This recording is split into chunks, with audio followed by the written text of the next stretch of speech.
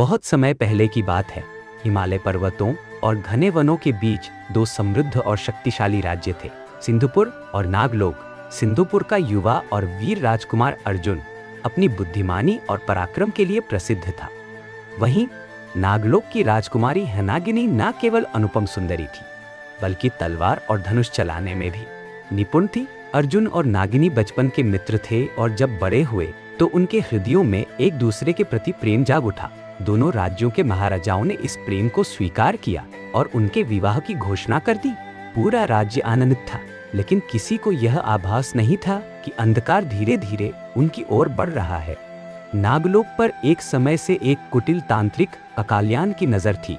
वर्षों पहले वह नागलोक का एक दरबारी था, लेकिन काले जादू और छल कपट में लिप्त होने के कारण महाराज नागेंद्र ने उसे राज्य से निष्कासित कर दिया था।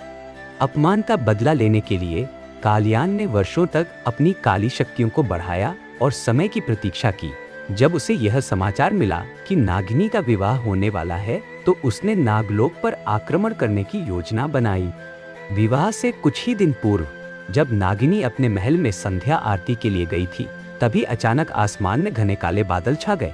वायुमंडल में बिजली कौंध उठी और महल के द्वार पर कालियान प्रकट हुआ। महाराज नागेंद्र, तुमने मुझे अपमानित किया था, अब देखो तुम्हारा राज्य मेरे अधीन होगा। महाराज ने अपनी सेना को तांत्रिक के विरुद्ध भेजा, लेकिन कालियान ने अपनी काली शक्तियों से सभी योद्धाओं को निष्क्रिय कर दिया। उसने अपनी काली मणि से नागिनी पर एक जादुई किरण छोड़ी, जिससे वह तुरंत बेहोश हो गई। जब नागिनी ने आंखें खोली तो वह पूरी तरह कालियान के वश में थी। उसका मन, उसकी स्मृतियां, उसका प्रेम सब कुछ विलुप्त हो चुका था। अब वह केवल कालियान की शापित योद्धा थी। जब अर्जुन को यह समाचार मिला तो उसका हृदय वेदना से भर उठा। उसने तुरंत अपनी सेना को तैयार किया और नागलोक की ओर प्रस्थान किया। यात्रा कठिन थी। नागलोक के समीप आते ही उन्हें जगह जगह तांत्रिक के राक्षसी सैनिकों का सामना करना पड़ा। अर्जुन ने अपने अद्वितीय युद्ध कौशल से उन सभी को परास्त किया, लेकिन यह केवल प्रारंभ था। जब वह नागलोक के महल तक पहुंचा तो सामने एक विशाल सेनापति खड़ा था। उसके चेहरे पर कोई दया नहीं थी, कोई पहचान नहीं थी। वह कोई और नहीं बल्कि नागिनी स्वयं थी। अर्जुन, मैं नागलोक की रानी हूँ और तुम्हारा विनाश करूंगी। नागिनी की आवाज कठोर और भावहीन थी। अर्जुन अचंभित रह गया। क्या यह वही नागिनी थी जिससे वह प्रेम करता था? अर्जुन के लिए यह सबसे कठिन युद्ध था।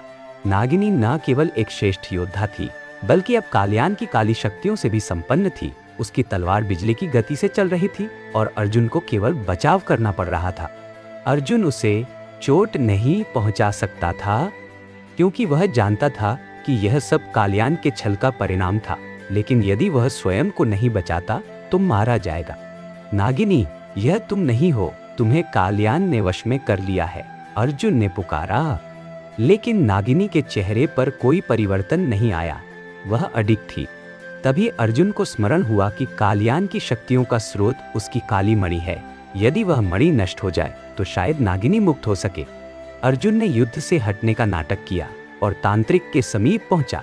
कालियान को लगा कि अब अर्जुन हार चुका है, लेकिन तभी अर्जुन ने बिजली की गति से छलांग लगाई और अपनी तलवार से कालियान की काली मणि को काट दिया। मणि टूटते ही एक काली अग्नि भड़क उठी। कालियान की चीखें पूरे आकाश में गूंज उठी। उसकी काली शक्तियां नष्ट हो गईं और देखते ही देखते वह धूल में परिवर्तित हो गया।